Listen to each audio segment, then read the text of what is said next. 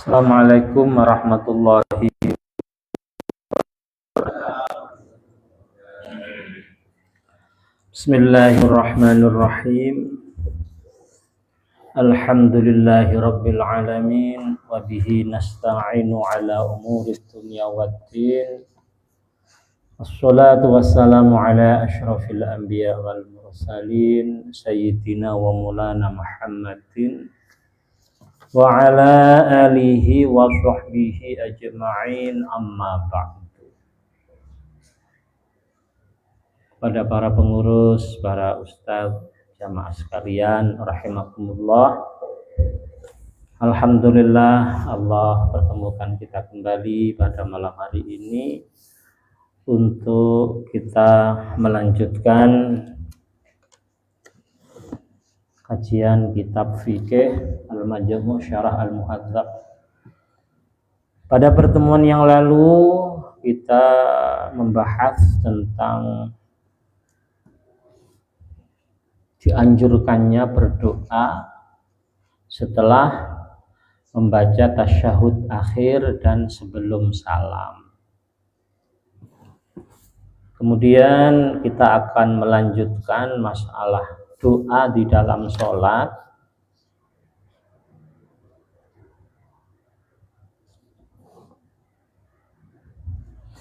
Far'un, cabang pembahasan, fi madzahibil ulama'i fima yajuzu ad-du'a'u bihi fi sholah.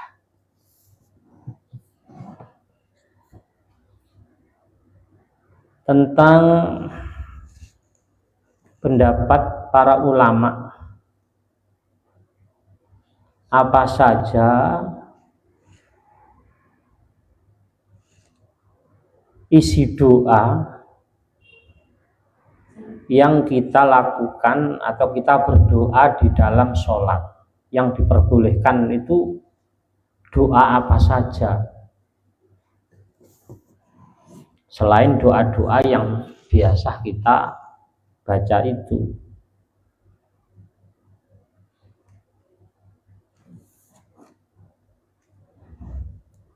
Madhabuna, madhab kami, maksudnya madhab Syafi'i, annahu yajuzu ayyad'u'a fiha bikulli ma yajuzu ad-du'a bihi kharijas shalah min umuriddin wad dunya.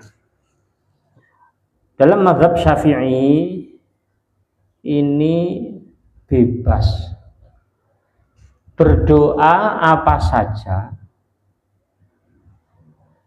Kalau doa itu di luar sholat diperbolehkan, maka doa itu dibawa ke dalam sholat itu juga boleh. Min umur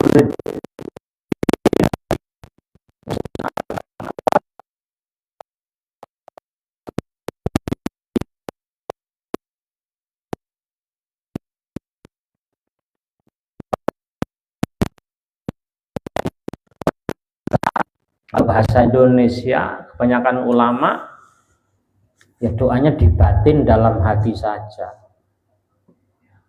Jadi intinya doa yang berkaitan dengan agama, dengan dunia bisa dipraktekkan di dalam sholat. Walahu ayyakula, seperti kita berdoa, Allahumma rzuqni kasban thayyiban, ya Allah beri kami pekerjaan yang baik. Pekerjaan kan urusan dunia, boleh. Dengan doa sesudah tasyahud akhir kok baca doa ini, ya yang disunahkan kan doa minta perlindungan kepada apa itu fitnah dunia, fitnah mati, terus dajjal itu enggak. Nah, setelah itu boleh ditambahi doa sendiri atau langsung jujuk doa jenengan sendiri, ya, pakai bahasa Arab. Tapi masalahnya di sini, cuma kalau kita kurang paham bahasa Arab, ya dibatin dalam hati. Allah itu apa? Ya'lamu ma fis sudur, mengetahui apa yang ada di dalam hati kita.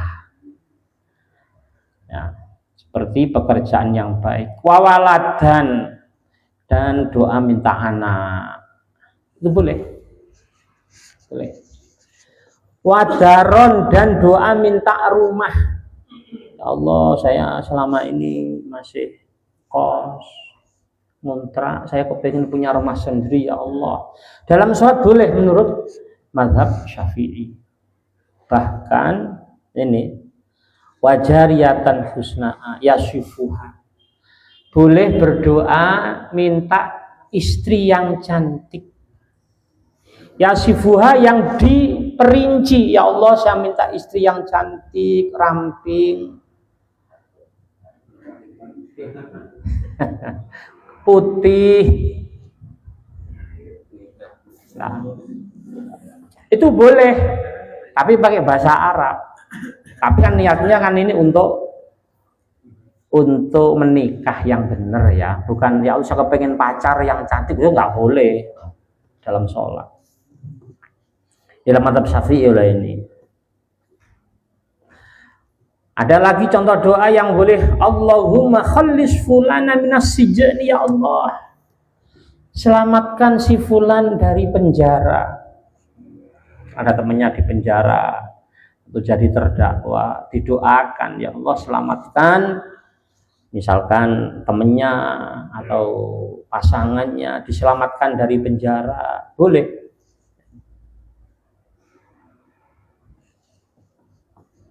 Wala yabqulu sholatuhu syai'un min dzalika indana. Menurut Syafi'i, apa-apa yang tadi dicontohkan itu tidak membatalkan sholat. Dalam sholat. Cuma nyala ini ada perbedaan pendapat. Waqala Abu Hanifah, berkata Imam Abu Hanifah atau Imam Hanafi, wa Ahmad dan Imam Ahmad atau Imam Hambali, la yajuzu ad-du'a'u illa bil ad'iyatil ma'thurati al-muwafiqati lil Qur'an. Jadi menurut mazhab Hanafi dan Hambali tidak boleh berdoa di dalam sholat kecuali doa-doa ma'thurah, doa-doa yang langsung diajarkan Allah dalam Al-Quran. Dalam Al-Quran itu enggak semuanya doa itu cocok. Makanya al-muwafiqah atau al-muwafaqah yang cocok. Contohnya apa? Doanya Nabi Sulaiman. Oh, jangan praktekkan, kayaknya enggak cocok. Allahumma gfirli, ya Allah ampunilah aku. Kemudian wahabli mulkan, dan beri aku istana. Layam bagi li ahadin min ba'di, yang istana itu nggak akan dikalahkan kemegahannya oleh orang-orang sesudahku. Menjaluk istana Nabi Sulaiman.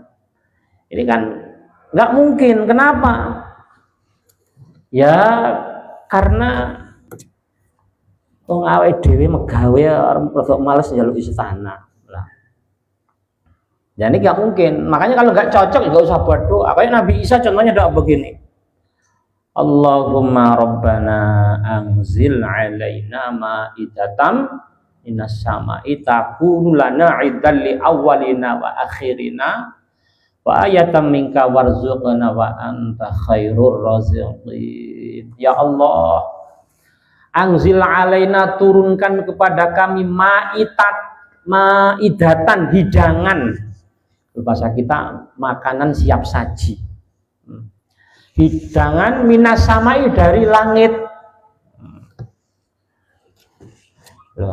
Sekarang kalau orang doa itu dalam sholat, ya Allah turunkan kepada kami hidangan atau makanan siap saji dari langit. Kok Allah kabulkan semua orang Islam doa itu? Nanti warung-warung Padang tutup, warung Jawa, pokoknya warung-warung tutup. Selain itu, ini nggak muwafaqah, nggak cocok. Kalau Nabi Isa saat itu Allah turunkan benar kepada Nabi Isa. Kalau umatnya Nabi Musa juga minta makanan manna wassalwa, namanya manna wassalwa.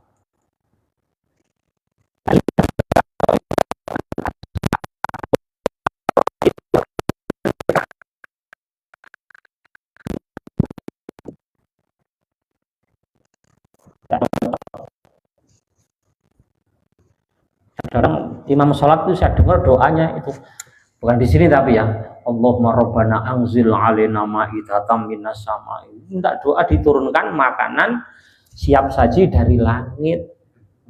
Yusdilalai setelah itu tahlilan oleh berkat ya dikabulkan berarti itu bukan dari langit tapi lah itu.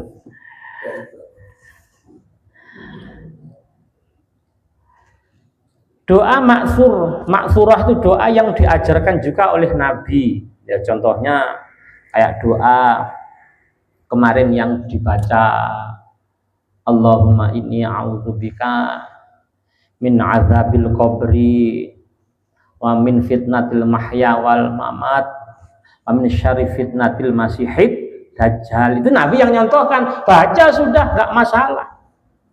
Menurut mazhab Hanafi dan Hambali. Selain doa yang dari Nabi atau dari Al-Quran yang cocok, itu nggak boleh buat berdoa di dalam sholat. Tapi mazhab Syafi'i boleh. Kan bahasa Arab, kalau nggak bahasa Arab dibaca di dalam hati.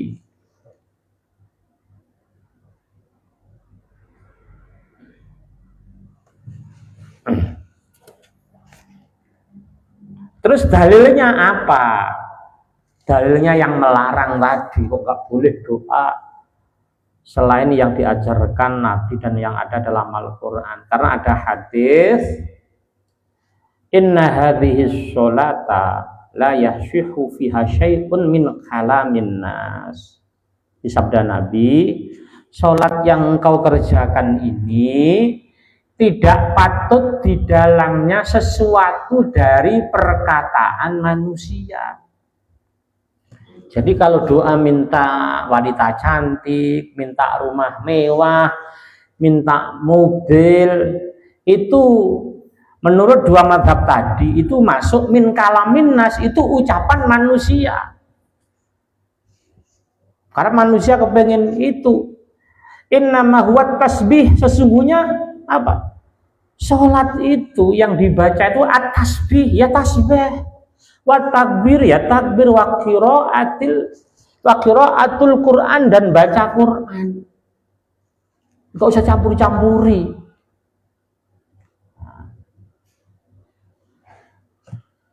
Nih.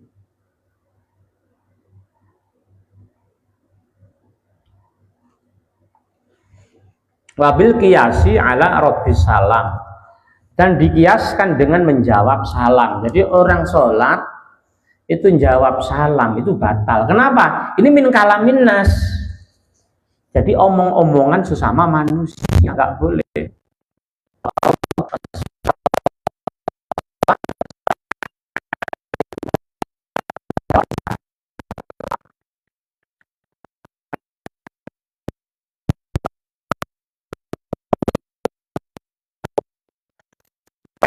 Sholat termasuk apa? Watasmiyatul atis, menjawab bersinnya, mendoakan orang yang bersin. Itu termasuk ngobrol, mukhotobah, takhotub, jadi ngobrol. Jadi kalau dalam orang bersin, cing, alhamdulillah, sudah diam. Nggak usah, cing, alhamdulillah. Teman-temannya, yarhamukallah. Terus yang bersin, yahdikumullah wa yuslihu balakum. Hanya ngobrol kan sholat itu. Ini membatalkan. Tapi kalau kalam Al-Quran isinya dari Al-Quran ya boleh. Nah terus bagaimana dalilnya mazhab Syafi'i tadi yang membolehkan doa dengan selain dari Nabi atau Al-Quran, doa apa saja boleh termasuk doa dunia. Nah, dalilnya ini. Wa ammas sujudu fajtahidu fihi minad du'a. Nah, Dan adapun ketika engkau sujud, nah, maka bersungguh-sungguhlah kalian berdoa. Dalam hadis lain, fa'akthirud doa, perbanyak doa. Wahuma sohihani, dua hadis itu sohih semuanya. Ini. Fa'utliqal amru bidoa, jadi doa dalam hadis itu mutlak, walam yuqayyidhu, jadi nggak dibatasi, jadi mutlak, bukan muqayyad. Artinya kalau mutlak, ya, yes, yang penting apapun yang disebut doa itu boleh dilakukan di dalam sholat. Ini pendapatnya mazhab Syafi'i.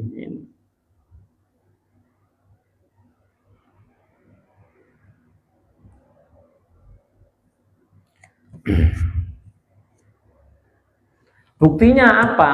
Nah, sekarang contohnya gini. Ini mazhab Syafi'i ya. Sedang diskusi. Nah, artinya ini hujahnya mazhab Syafi'i tadi juga ngambil hadis anna Nabiyya sallallahu alaihi wasallam kana yaqulu fi qunutihi. Nabi itu berdoa di dalam kunutnya. Allahumma anjil Walid bin Al-Walid, ya Allah selamatkanlah Khalid bin Walid, maksudnya insyaallah ini salah cetak mungkin Walid bin Walid ya. Jadi Nabi mendoakan nyebut nama seseorang saat kunut, ya Allah selamatkanlah sahabat Khalid bin Walid. Berarti ini kan nyebut nama,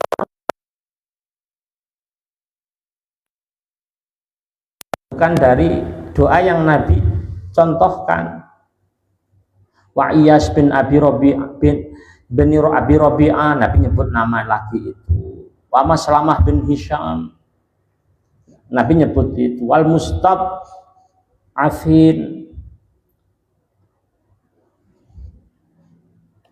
dan orang-orang yang lemah, minal mukmin, dari orang-orang beriman.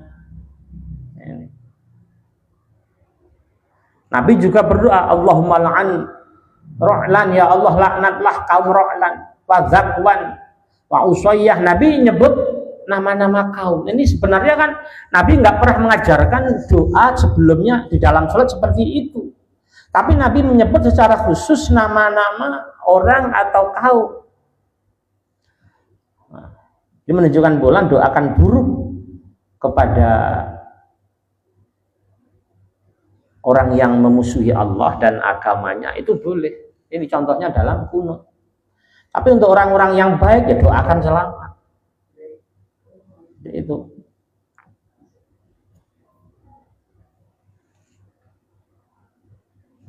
Nah itu alasannya. Nah, terus dikasih konklusi atau kesimpulan oleh mazhab Syafi'i, wal jawabu an hadithim anna du'a la dukhulu fi kalamin nas. Yang dimaksud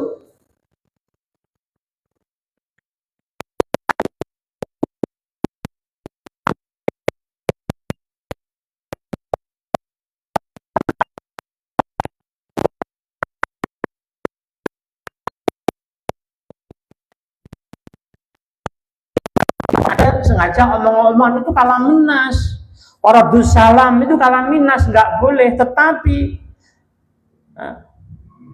yang misalkan doa minta rumah, minta mobil, itu kan nggak ada unsur ngobrol dengan sama manusia kan, hanya doa itu saja, tidak ada unsur ngobrol, jadi nggak apa-apa. Terus gimana? Ya sekali jangan memang berarti kepepet kepengen apa gitu. Misalkan kok kepengen utangnya lunas, ya Allah, utang saya mau tolong dilunasi, ya nggak apa-apa. Tapi kalau memang nggak begitu memerlukan, ya kalau bisa ya khusus doa yang maksurah dan doa yang dari Al-Quran. Tapi ya silahkan, sudah kita mengikuti yang mana. Kalau mazhab Syafi'i boleh.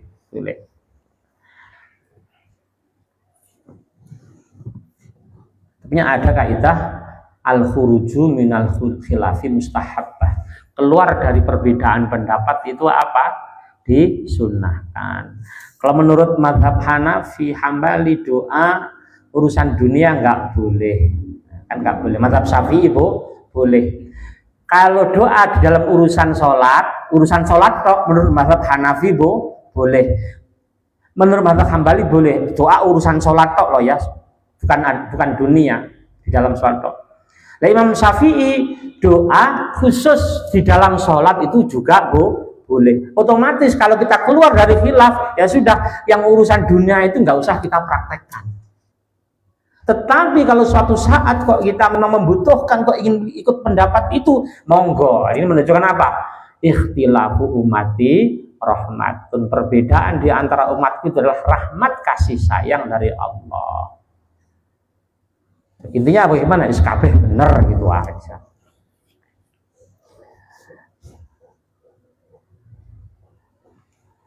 Qala al-musannifu rahimahullahu ta'ala.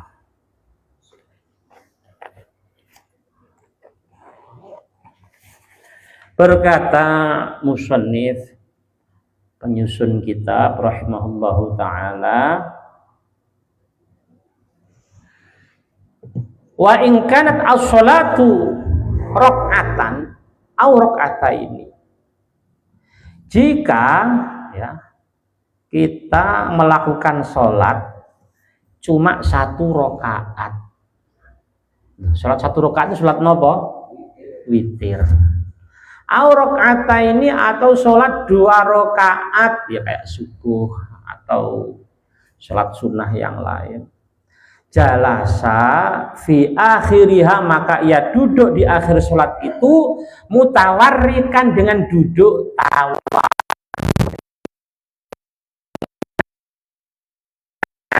di akhir posisi kaki, posisi tawar,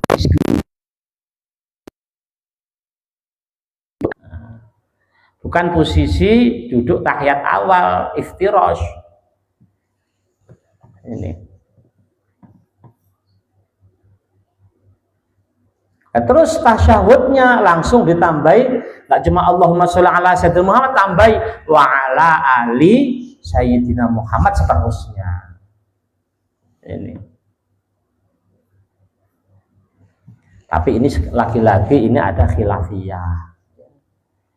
Selain mazhab Syafi'i yang mengatakan kalau ya sholatnya 2 rakaat ya tetap posisi duduk iftirash. Tapi yang masyhur di karangan para ulama itu ya duduk tawarruk. Kalau ada mempraktikkan iftirash ya sudah, nggak usah dipermasalahkan.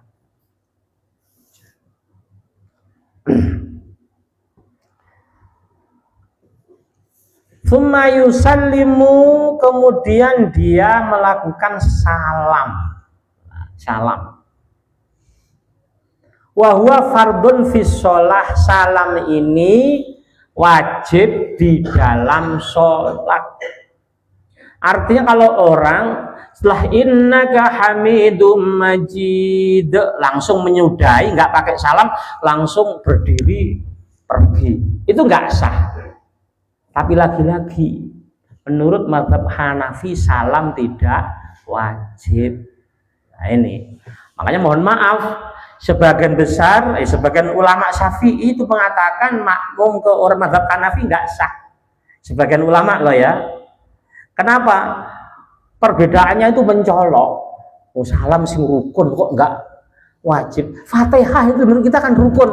Bagi mereka nggak harus Fatihah. Surat yang lain boleh. Tapi tetap mazhab Hanafi masuk salah satu madzhabul arba'ah, mazhab 4 yang dianggap mu'tabaroh.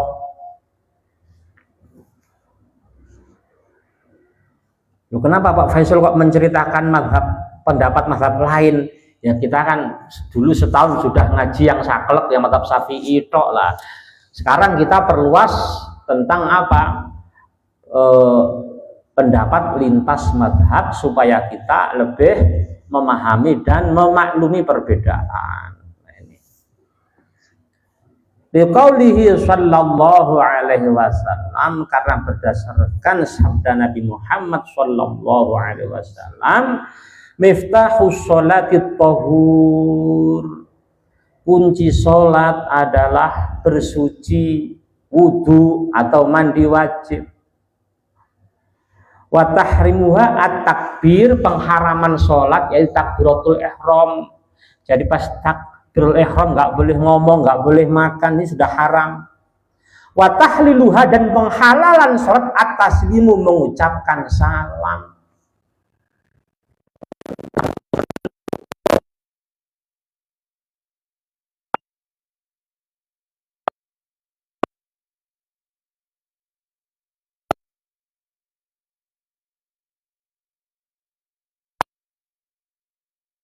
Ini hukumnya sunnah.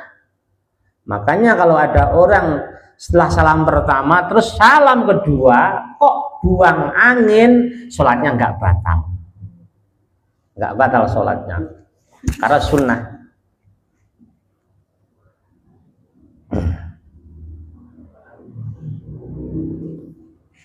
Jamaah sekalian, ini isya kurang 10 menit, mungkin ada yang mau bertanya. Kalau ada silahkan, kalau nggak ada tak tambahin lagi.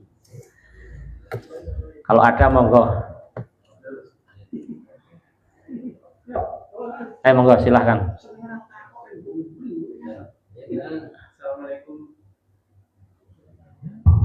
Assalamualaikum warahmatullahi wabarakatuh. Waalaikumsalam warahmatullahi wabarakatuh. Saya mau tanya Pak Ustaz, ini di pekerjaan saya. Sekarang kan saya kerja jadi kurir JP itu. Iya. Nah, di beberapa kasus paket itu, seller itu ngirim paket dengan 2 resi yang sama gitu. Jadi dua paket resinya sama. Jadi satu paket itu bisa berkesempatan jadi paket yang hilang gitu. Seller nggak ada yang tahu, paketnya hilang gitu. Nah, di sini banyak kurir yang ambil kesempatan celah itu untuk ambil paket itu gitu. Kalau hilang nggak diganti gitu maksudnya? Diambil barangnya. Jadi barangnya itu dikirim 2 kali. Dikirim 2 kali. 2 kali. Jadi ada 2 barang yang sama dengan resi cuma ada 1. Resi itu kayak data untuk paketnya itu. Oh, resinya 1 ya. Jadi kurir itu ada yang ngirim 1 aja paketnya, yang 1 lagi dia ambil gitu. Nah, yang jadi masalah bagi saya itu jelas itu bukan hak saya gitu. Yeah. Dan saya ngalamin paket resi kembar ini.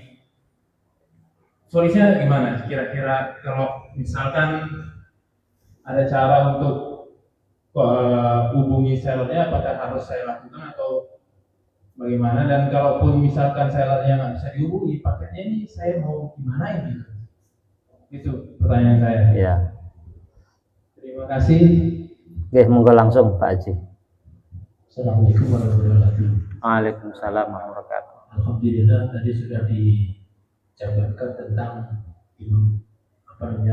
Imam Syafi'i, Imam Hambali dan sebagainya. Bagaimana hukumnya kalau sudah tahu ini, kita ambil yang mudah aja. Contohnya begini, kalau menurut Imam Syafi'i salaman sama istri itu kan batal, tapi menurut Imam Hambali kan nggak batal. Iya. Tapi saya pengen gampang aja habis sholat saya salaman, tapi sholat lagi. Kira-kira sah nggak? Karena saya sudah menurut Imam Syafi'i, tapi saya ngambil Imam Hambali karena saya tahu ilmunya begitu. Ya. Kira-kira bagaimana kira-kira? Terima kasih. Assalamualaikum warahmatullahi wabarakatuh. Waalaikumsalam.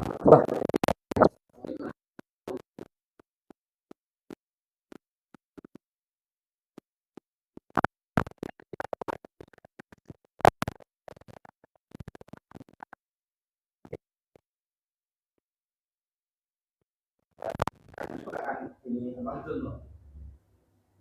Al-Muslimun ikhwahan. Jadi orang muslim itu saudara. Iya. Nah, yang jadi kadang-kadang yang kita pertentangkan itu bukan yang pokok tetapi yang ada ikhtilaf. Iya. Padahal dari zaman Nabi kan sudah ada ikhtilaf. Iya, betul. Masalah sholat itu sendiri dan baik pokok sama itu kan sudah ada. Nah, permasalahannya begini lah. Ya sikap kita seorang yang sudah ngaji Mustafa. Kita mengetahui saudara kita itu ada perbedaan. Ya. Kadang-kadang masih belum ada yang bohong. Gila tuh. Mungkinnya itu masih ada. Seharusnya sikap kita itu bagi lain bagaimana pertanggungjawaban kita, akhlak kita gitu. Iya. Tentang perbedaan ini ketika kita sudah memahami, sudah tahu, sudah ngaji, tapi tetap paling gitu. Yeah. Mungkin itu aja bisa diceritakan. Assalamualaikum warahmatullahi wabarakatuh. Waalaikumsalam warahmatullahi wabarakatuh. Baik, saya jawab ketiganya.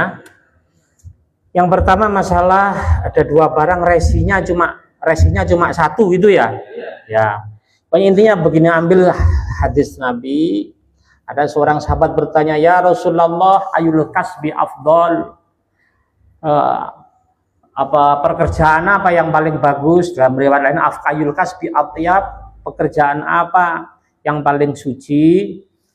Nah, Nabi menjawab, amalur rajuli biyadih. Pertama, orang bekerja dengan tangannya sendiri. Wa kullu bai'in mabrurin, dan tiap-tiap jual beli yang mabrur. Nah, jual beli yang mabrur itu pengertiannya tidak ada unsur penipuan. Gish, nggak ada unsur penipuan. Ada hadis, man ghasya falaisa minna. Siapa menipu bukan golonganku, kata Nabi. Nah, maka itu ya, kalau ketika terjadi barang dua resinya cuma satu, ya sudah, itu bukan hak kita. Caranya bagaimana? Ya dikembalikan ke apa istilahnya, sellernya. Lah itu ya sudah, itu bukan hak kita. Jadi itu. Kemudian yang kedua, masalah nyuplek pendapat-pendapat beberapa madhab. Nah, jadi begini, yang dilarang dalam fikih atau dalam Islam itu tatabu'ur rukhas. Apa tatabu'ur rukhas itu? Dia nyuplek pendapat madhab dalam rangka untuk menuruti hawa nafsunya saja, bukan dalam rangka ada kebutuhan. Nah, misalkan kalau kita mazhab Syafi'i nyentuh istri ya batal, ya tetap sehari-hari ya batal, kecuali pas di rumah itu air atau di masjid air PDAM mati, nggak ada lagi, ya sudah.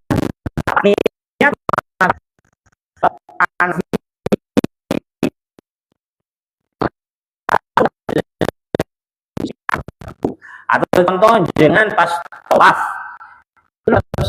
itu kulit kan wanita lain atau wanita istri sendiri kan juga batal dalam mazhab saya. Tiap sholat, tiap putaran pasti nyentuh. Kayak saya itu pas tawaf itu setiap putaran pasti kaki saya diinjek oleh wanita itu. Yang injek tak lihat itu kok mesti wanita gitu loh.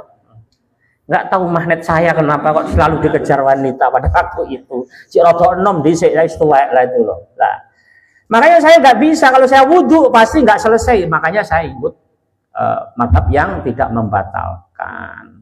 Tapi yang fanatik madhab tetap kita ikut madhab Syafi'i, tapi darurat gitu loh. Darurat, jadi sekarang darurat ya tubihul mahdurat ya nggak apa-apa.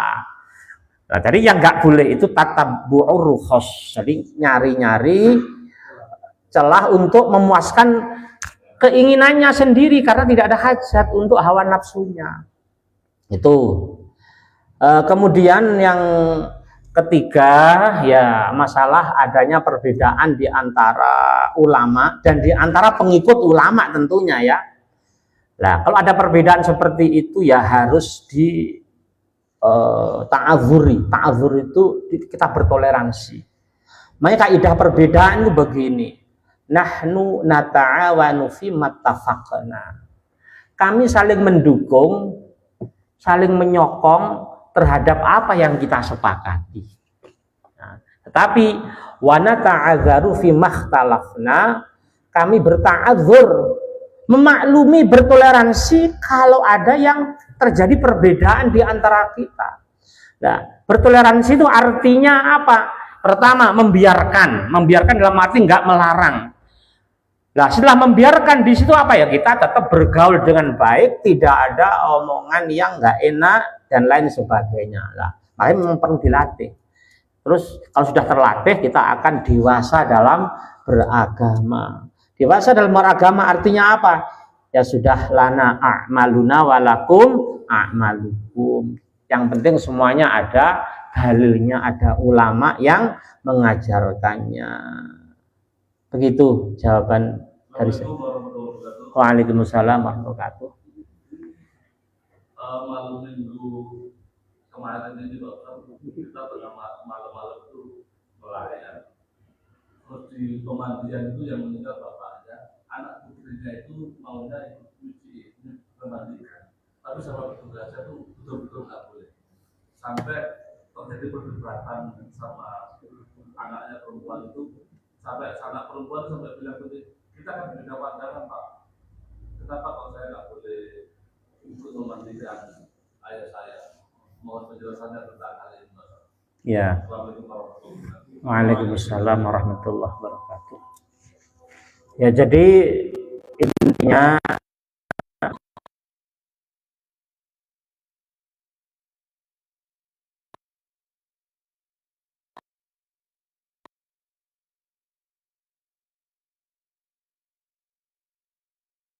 kan itu ya, tolong kalau ini aku berwasiat tolong nanti dimandikan ini, nah itu nomor satu. Kemudian kalau nggak begitu ya anaknya yang laki-laki. Kalau memang istri juga boleh memandikan, karena Nabi itu ngomong kepada istrinya, kalau saya mati dulu saya tolong nanti dimandikan, dan sebaliknya kalau istrinya mati dulu Nabi yang memandikan. Jadi terus kalau anak wanita itu bagaimana? Kalau anak wanita itu boleh-boleh saja asalkan tetap menjaga pandangan aurat orang tuanya, dan tangannya memakai apa? Apa itu? Kaos tangan lah, seperti itu. Dan memang di sini memang betul ada perbedaan, tapi sebenarnya ya boleh dengan syarat-syarat tidak memandang aurat mughalladzah, yaitu maaf kemaluan sama jalan belakang, nah itu. Dan dia di dalam situ tidak berjubel, tidak ikhtilat dengan laki-laki lain. Kalau dia masuk misalkan laki yang lain itu mundur dulu, jadi tidak ikhtilat. Ini kan satu ruangan itu kalau ditutup pakai kain kan ikhtilat namanya, itu mundur dulu biar tidak jadi ikhtilat. Ya, mungkin itu jawaban saya. Demikian kita akhiri hamdalah, alhamdulillahirabbil alamin, subhanakallahumma hamdika asyhadu an la ilaha illa anta astaghfiruka wa atubu ilaik. Assalamualaikum warahmatullahi wabarakatuh.